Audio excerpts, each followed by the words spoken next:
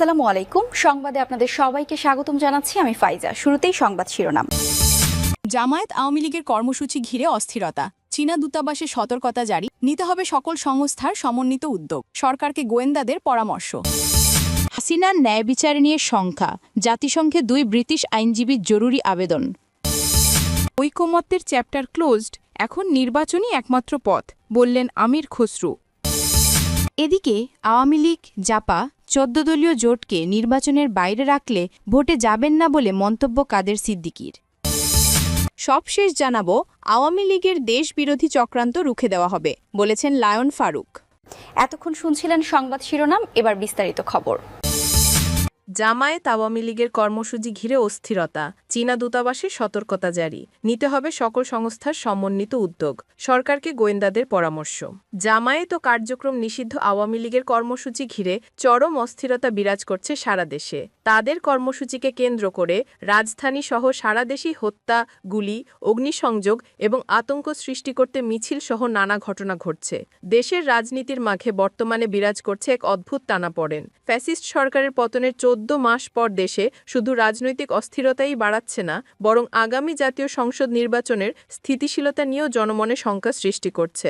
জাতীয় ঐকমত্য কমিশন সম্প্রতি জুলাই জাতীয় সনদ বাস্তবায়নের জন্য যে সুপারিশমালা অন্তর্বর্তী সরকারের কাছে জমা দিয়েছে তা নিয়েই শুরু হয়েছে বিরোধ। এদিকে দেশের প্রধান রাজনৈতিক শক্তিগুলোর ঘোষিত কর্মসূচি ঘিরে বড় ধরনের সহিংসতার আশঙ্কা দেখা দেওয়ার জেরে বাংলাদেশে অবস্থানরত চীনা নাগরিকদের জন্য চরম সতর্কবার্তা জারি করেছে ঢাকায় অবস্থিত চীনা দূতাবাস।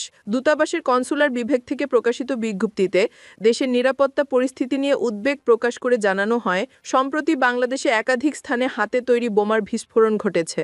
এতে আরও বলা হয়, চলতি সপ্তাহেই জামায়াতে ইসলামী ও এর সহযোগী দলগুলো এবং অন্যদিকে আওয়ামী লীগ ও অন্যদের পক্ষ থেকে বড় আকারের বিক্ষোভ ও সমাবেশ আয়োজনের সম্ভাবনা রয়েছে।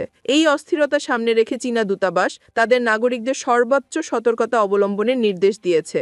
বিজ্ঞপ্তিতে বলা হয়েছে, বাংলাদেশে অবস্থানরত সকল চীনা নাগরিকের প্রতি পরামর্শ দেওয়া হচ্ছে যেন তারা অত্যন্ত সতর্ক থাকেন, ভ্রমণের সময় সাবধানতা অবলম্বন করেন এবং ব্যক্তিগত নিরাপত্তা নিশ্চিত করতে বিক্ষোভ, গুরুত্বপূর্ণ সরকারি প্রতিষ্ঠান বা ধর্মীয়ভাবে সংবেদনশীল স্থানগুলোর আশেপাশে যাওয়া এড়িয়ে চলেন। এতে করে বিশ্বের দরবারে দেশের সুনাম ক্ষুণ্ণ হচ্ছে।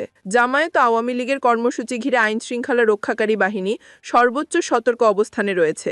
ইতোমধ্যে পুলিশ সদর দপ্তর থেকে মাঠ পর্যায়ে নিরাপত্তা জোরদারের বিষয়ে কঠোর নির্দেশনা দেওয়া হয়েছে। সোমবার থেকে রাজধানী সহ সারা দেশে বাড়ানো হয় পুলিশের টহল, চেকপোস্ট ও গোয়েন্দা নজরদারি। যে কোনো ধরনের সহিংসতা ঠেকাতে মাঠে থাকবে সেনাবাহিনী, র্যাব, পুলিশ, বিজিবি ও গোয়েন্দা সংস্থা। হাসিনার ন্যায় বিচার নিয়ে শঙ্কা, জাতিসংঘে 2 ব্রিটিশ আইনজীবীর জরুরি আবেদন। বাংলাদেশের আন্তর্জাতিক অপরাধ ট্রাইব্যুনালে সাবেক প্রধানমন্ত্রী শেখ হাসিনার বিরুদ্ধে চলমান বিচারে আইনি প্রক্রিয়া লঙ্ঘনের গুরুতর আশঙ্কা তুলে ধরে জাতিসংঘে জরুরি আবেদন জানিয়েছেন 2 ব্রিটিশ আইনজীবী। লন্ডনের ডাউটি স্ট্রিট চেম্বার্সের আইনজীবী স্টিভেন পাওয়েলস কেসি ও তাতিয়ানা ইটওয়েল সম্প্রতি শেখ হাসিনার পক্ষে এই আবেদন জমা দিয়েছেন। জাতিসংঘের বিচারক ও আইনজীবীদের স্বাধীনতা বিষয়ক বিশেষ দূত এবং বিচার বহির্ভূত হত্যাকাণ্ড বিষয়ক বিশেষ দূতের কাছে এই আবেদন জমা দিয়েছেন তারা। সোমবার ডাউটি স্ট্রিট চেম্বার্সের বিজ্ঞপ্তিতে বলা হয়, ওই আবেদনে 2 আইনজীবী শেখ হাসিনার অনুপস্থিতিতে চলমান বিচার প্রক্রিয়ায় তার ন্যায় বিচারের অধিকার ও যথাযথ আইনি প্রক্রিয়া লঙ্ঘনের বিষয়ে গভীর উদ্বেগ তুলে ধরেছেন। অন্তর্বর্তী সরকারের বিরুদ্ধে রাজনৈতিক নিপীড়ন ও আইন লঙ্ঘনের অভিযোগ তুলে ধরে এ নিয়ে গত কয়েকদিনে আন্তর্জাতিক আদালতে বেশ কয়েকটি অভিযোগ জানাল আওয়ামী লীগ। দলটির নেতাকর্মীদের হত্যা, নির্বিচারে গ্রেফতার করা সহ মানবতাবিরোধী অপরাধের অভিযোগে গেল মাসের শেষ দিকে নেদারল্যান্ডসের আন্তর্জাতিক অপরাধ আদালত আইসিসিতে একটি মামলার আবেদন হয়। আবেদনটি করেন ডাউটি স্ট্রিট চেম্বার্সের আইনজীবী কেসি, যিনি এবার আওয়ামী লীগের হয়ে জাতিসংঘের শরণাপন্ন হলেন। ইউনূস সরকারের বিরুদ্ধে জাতিসংঘে নালিশ জানিয়েছেন আওয়ামী লীগ সরকারের পররাষ্ট্রমন্ত্রী এ কে আব্দুল মোমেনও, যিনি একসময় জাতিসংঘে বাংলাদেশের স্থায়ী প্রতিনিধি ছিলেন। জাতিসংঘের মানবাধিকার কাউন্সিলের প্রেসিডেন্টকে গত ২৮ অক্টোবর একটি চিঠি পাঠান মোমেন। চিঠিতে তিনি অন্তর্বর্তী সরকারের বিরুদ্ধে রাজনৈতিক নিপীড়ন, গুম, সেনাকর্মীদের বিরুদ্ধে মামলা, অপরাধীদের দায়মুক্তি ও সাংবাদিক নির্যাতনের মতো অভিযোগ তুলে ধরেন। আর সবশেষ পাঠানো জরুরি আবেদনে ২ আইনজীবী কেসি ও ইটুয়েল লেখেন, অপরাধীর অভিযোগে আওয়ামী লীগের লোকজনের বিরুদ্ধে যেমন আছে তেমনি দলটির সমর্থকদের ওপর প্রতিশোধমূলক নির্যাতন চালানোর অভিযোগও রয়েছে। কিন্তু আন্তর্জাতিক অপরাধ ট্রাইব্যুনাল শুধু আওয়ামী লীগ নেতাকর্মীদের বিচার করছে। অন্যদিকে যারা অভ্যুত্থানের পক্ষে ছিল তারা গত বছরের ১৫ জুলাই থেকে ৮ অগাস্ট পর্যন্ত যেসব অপরাধ করেছে সেগুলোর বিচার না করার সিদ্ধান্ত নিয়েছে অন্তর্বর্তী সরকার। আবেদনে ২ ব্রিটিশ আইনজীবী বলেছেন, আন্তর্জাতিক অপরাধ ট্রাইব্যুনালের বিচার কাজে রাজনৈতিক প্রতিহিংসা প্রাধান্য পাচ্ছে। আর এমন একটি অনির্বাচিত সরকারের অধীনে বিচার কাজ চলছে যাদের জনসাধারণের কোনো ম্যান্ডেট নেই। এতে শেখ হাসিনার ন্যায়বিচার পাওয়ার বিষয়ে কোন কোন অধিকার লঙ্ঘিত হচ্ছে তা তুলে ধরেছেন ২ আইনজীবী। এর মধ্যে রয়েছে international covenant on civil and political rights সনদের অনুচ্ছেদ ১৪ ১ অনুযায়ী যে ধরনের স্বাধীন ও নিরপেক্ষ আদালতে বিচার হওয়ার কথা সেটা হাসিনার বিচারের ক্ষেত্রে মানা হয়নি। এছাড়া বিচারকদের সঙ্গে আওয়ামী লীগের বিরোধী রাজনৈতিক দলগুলোর সম্পৃক্ততার অভিযোগও রয়েছে। আবার মূল আইনজীবীর দায়িত্বে যিনি আছেন তিনি বিভিন্ন কর্মসূচিতে আওয়ামী লীগকে নিষিদ্ধ করার দাবি তুলেছেন। মানবতা বিরোধী অপরাধের মতো অভিযোগে শেখ হাসিনার বিচার চলছে তার অনুপস্থিতিতেই।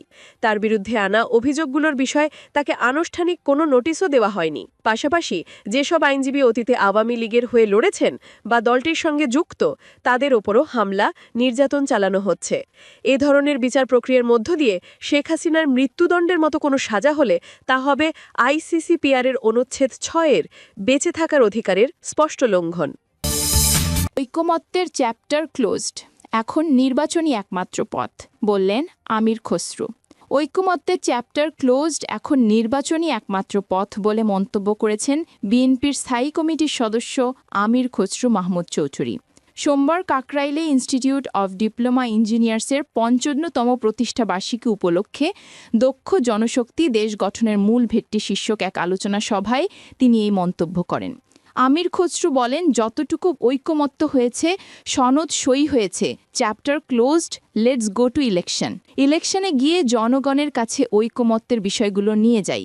আপনাদের যদি নিজস্ব কোনো দাবি দেওয়া থাকে বা কোনো প্রোগ্রাম থাকে, আগামী দিনের জন্য দয়া করে জনগণের কাছে যান। তিনি বলেন, ঢাকায় বসে এগুলো নিয়ে ঝগড়াঝাটি করে সময় নষ্ট না করে, অন্যদের কাউকে বাধ্য না করে আপনি জনগণের কাছে যান, জনগণের ম্যান্ডেট নিয়ে আসেন। এখানে কারো সিদ্ধান্ত নেয়ার সুযোগ নেই। আগামী সংসদ কি করবে সেটা কোনো সরকারও সিদ্ধান্ত দিতে পারবে না, কোনো ঐকমত্য কমিশনও সিদ্ধান্ত দিতে পারবে না, কোনো রাজনৈতিক দলও সিদ্ধান্ত দিতে পারবে না। তিনি বলেন, জনগণই সিদ্ধান্ত দেবে। সেজন্য প্রয়োজন জনগণের ম্যান্ডেট। তাদের নিয়ে তারপরে সংসদে এসে আপনার দাবি দাওয়া পূরণ করেন। ঢাকায় আমরা কিছু লোক বসে সেই সিদ্ধান্ত দেওয়ার মালিকানা আমাদেরকে কেউ দেয় নাই, সেই দায়িত্ব কাউকে দেয় নাই। এটা একটু মাথায় রেখে গণতান্ত্রিক চর্চার মধ্যে আমাদেরকে আসতে হবে। আওয়ামী লীগ, জাপা ১৪ দলীয় জোটকে নির্বাচনের বাইরে রাখলে ভোটে যাবেন না কাদের সিদ্দিকী। কৃষক শ্রমিক জনতা লীগের সভাপতি বঙ্গবীর কাদের সিদ্দিকী বলেছেন, আওয়ামী লীগের ৪৩%, জাতীয় পার্টির ১৪%, আমাদের আছে ৩% ভোট। যদি আওয়ামী লীগের ভোটাররা ভোট দিতে না পারে, যদি জাতীয় পার্টি ও বামপন্থী ১৪ দলীয় জোটকে নির্বাচনের বাইরে রাখা হয়, তাহলে আমি গামছা নিয়ে ভোটে যাব না। আমরা জনগণের ভোটাধিকার নিশ্চিত করতে চাই। শুধু বিএনপি, শুধু জামায়াত নির্বাচন করলে নির্বাচনে আসব তা হবে না। টাঙ্গাইলের সখীপুরে বহেরাতৈল ইউনিয়ন কৃষক শ্রমিক জনতা লীগের দ্বিবার্ষিক সম্মেলনে প্রধান অতিথির বক্তব্যে কাদের সিদ্দিকী এসব কথা বলেন। অন্তর্বর্তী সরকারের প্রধান উপদেষ্টা অধ্যাপক মুহাম্মদ ইউনুসকে উদ্দেশ্য করে কাদের সিদ্দিকী বলেন, ইউনুস সাহেবকে অনেক বড় মানুষ ভাবছিলাম। শেখ হাসিনা যখন আপনাকে সুদখোর বলতো তখন আমি আপনার পাশে ছিলাম। আপনি খোদার ঘর বাইন্ধা আসেন নাই। গ্রামীণ ব্যাংক ও গ্রামীণ নাম দিয়ে যা বানাইছেন তা নিয়ে সামনে আপনার বিপদ আছে। আপনি বাংলার মানুষকে চিনেন নাই। এনজিও চালানো আর দেশ চালানো এক কথা নয়। এখনও সময় আছে, সবাইকে নিয়ে নির্বাচন করুন। জামায়াতে ইসলামীকে উদ্দেশ্য করে এই নেতা বলেন, এই দল সবসময় উল্টো পথে চলে। যখন আমরা পাকিস্তানের পক্ষে ছিলাম তখন জামায়াতে ইসলামী ব্রিটিশদের গোলামি করত, ব্রিটিশদের পক্ষ নিয়েছিল। যখন আমরা বাংলাদেশ চেয়েছিলাম তখন তারা পাকিস্তানের পক্ষ নিয়েছিল। কাদের সিদ্দিকী আরও বলেন, জামায়াত খুবই লাফালাফি করছে। জামায়াত যদি একা ইলেকশন করে 5 সিটও পায়, তাহলে আল্লাহকে হাজির নাজির করে বলছি, ভাবব আমার রাজনীতি এখনও শেখা হয়নি।